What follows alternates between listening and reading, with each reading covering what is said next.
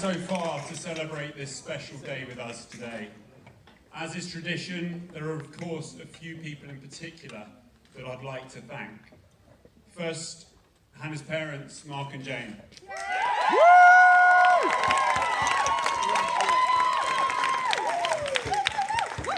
Mark, thank you so much for your kind words earlier and for frankly letting today happen at all. I vividly remember when I asked you for Hannah's hand in marriage, you never actually saying the word yes at any point. I think we just cheersed our drinks and you smiled at me, so I've been panicking ever since, so thank you. Jane, you're one of the most loving and positive people I know. As Mark said, I was panicking so much when first meeting Jane, going in for 1, 2 kisses. One of life's toughest conundrums for us men. The one I've been a victim of, kissing one of Mum's friends square on the lips. But I needn't worry at all, you coming in giving me a massive hug. Embarrassingly though, we've probably come a little closer to kissing than you actually think, as I regularly forget my toothbrush wherever I go. And it's been about a year of going back to Mark and Jane's house in Upledden. There was one morning when we were getting ready, and to my horror, I see Hannah using a different toothbrush to the one that I had been using for about a year. And for that, Jane, I am incredibly sorry.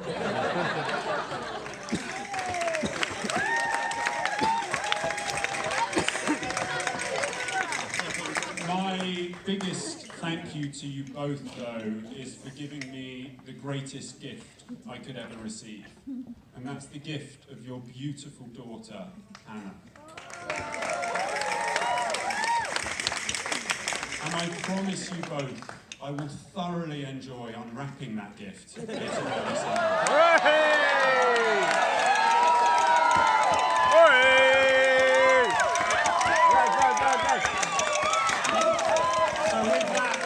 No, he didn't. Hannah's parents and my mother and father-in-law.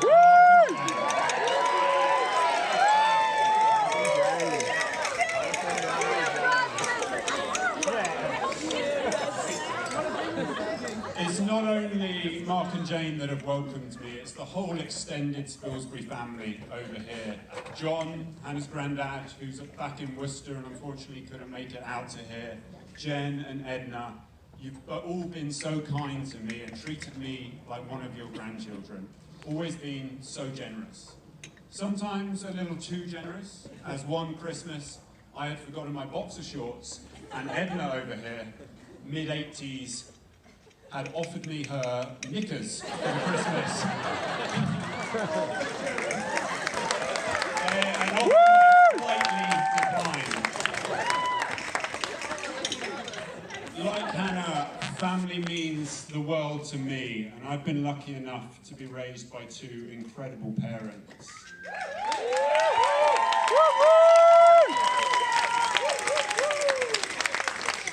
Mum, who I'm sure you would all agree looks great today. She should. But she is probably the only person I know who brings the buyer of her favourite shop, Annie Fairbanks, out to the venue to see what colours her dress should match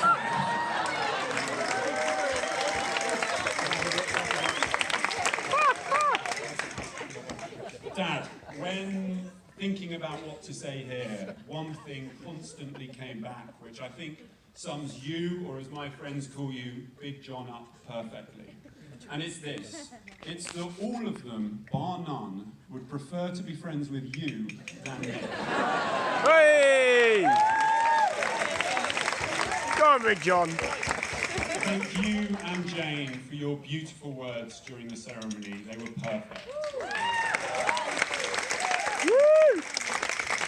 Mum, Dad, you mean the world to me and Hannah. You're an inspiration to us, and I'm sure to all of us here. So thank you so much. So with that, will you please raise your glasses to my parents, who at the stroke of midnight will be celebrating their 33rd wedding anniversary. Well done.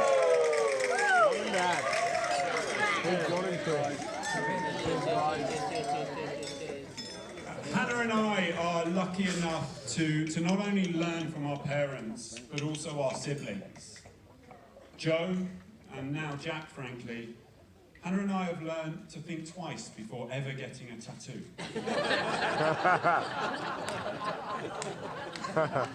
Russ, we've learned that you can, in fact, drink too much during a family wedding. Now, Jack, you've not necessarily taught me anything. You've done one thing far more important, and that's made me look good in front of Mum and Dad. Go on, Jack! Go on!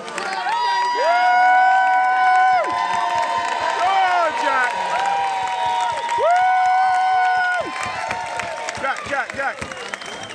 Ben, you taught Hannah and I that it's okay at 30 to still go to bed with a selection of cuddly toys.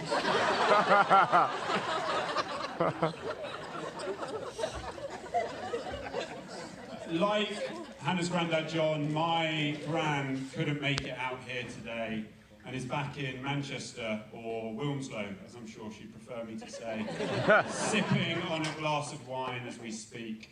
She absolutely loved London a couple of weeks ago, and for those of you that know her, I'm sure you would agree that in '93 she is a truly incredible woman.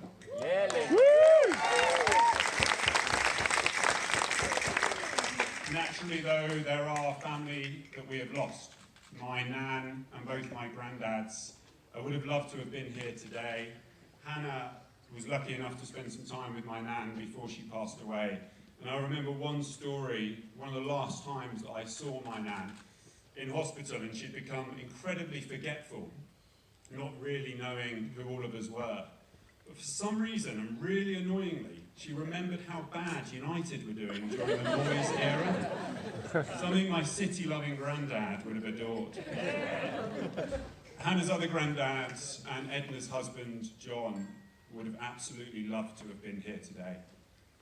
I got to know John for a few years, and he really was a great man. He was a huge part of Hannah's life, and I know he's looking down on you today, so proud of his beautiful grandchild. Please raise your glasses to our family. My ushers, so far so good. Thank you so much. We got most of the people on the bus, I think. I'm conscious though that many of you don't actually know who my ushers are or why they're my ushers. Naturally, we have my two brothers and Hannah's brother Ben, part of the party. We then have Jay, or Pope James Mancini, as he now likes to be called.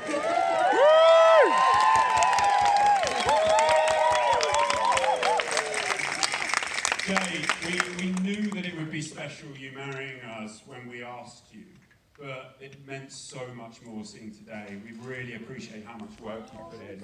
It was incredible. Thank you so much.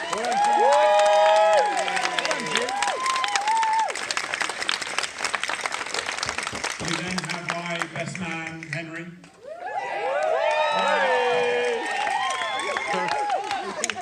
Now, Hen and I have been best friends since we were small babies and gone through a huge amount together, some of which I'm sure you will shortly hear. But I just want to tell you one innocuous story. We were in our mid-teens and it was Bedford River Festival, and Hen and I were running a little late going to get to the car that Hen's dad Charles was picking us up from his school. And Hen came up with this cunning idea, because Charles, for those of you that don't know him, is a truly terrifying individual, and a stickler for time. Hen came up with the idea that one of us would limp towards the car to feign injury and say that that's why we were running late. If you think about this, what Hen did was say, let's lie to my father. So I just want to ask you all this. If Hen can lie to his own father, do you think he can lie to each and every one of you?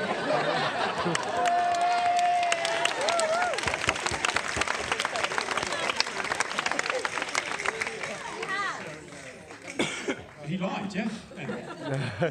We then have Sept over here. Now, Sept's slightly different for why he's one of my ushers and ultimately one of my best friends. It boils down to one simple thing. I absolutely love his mum, Tanya's lasagna. Now, as you can see, Tanya is over here in the corner. You can ask for a recipe, but there is 0 point. It won't taste the same. We then have Josh. Now, I'm sure you would all agree, and Ellie and Kirsten are here, we are at a beautiful venue. And I just felt that my wedding party wasn't posh enough. So I went with the poshest person I know, the brown suede shoes, the Cotswolds house. I just felt it would up it a little.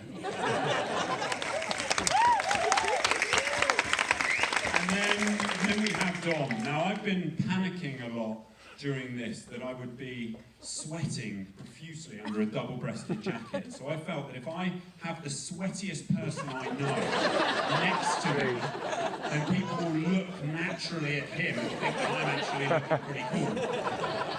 This man, I promise you, will not only sweat through his shirt this evening, he'll sweat through his whole suit. True.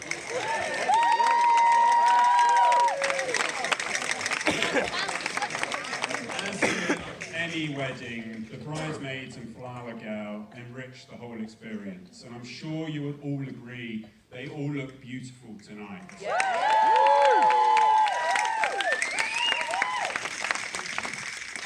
George and all the girls, thank you so much for organising 2 incredible hen do's for Hannah.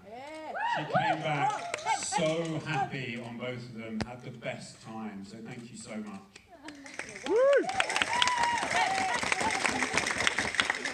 Tash, Jay brought it up briefly in the ceremony.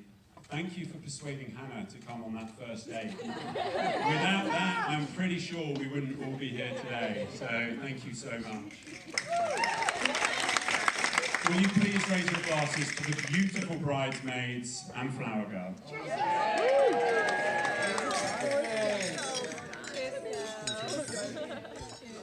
Cheers, bridesmaids. This leads me on to my beautiful wife, Hannah.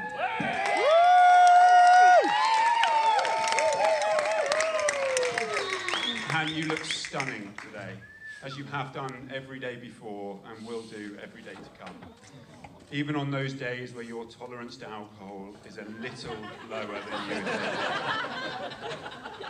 It's been a truly incredible 7 years. From that first date, where I didn't think we were in a loud restaurant, but I literally couldn't hear a word you were saying, and had Mum call me every 5 minutes, wondering what train I was on, to standing here today. I've had the best time.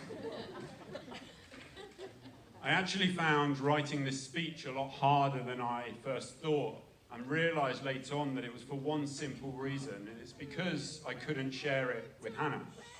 We do everything together, and Hannah, I can't wait to continue doing everything, just you and I. So ladies and gentlemen, will you please raise your glasses to my beautiful wife, Hannah.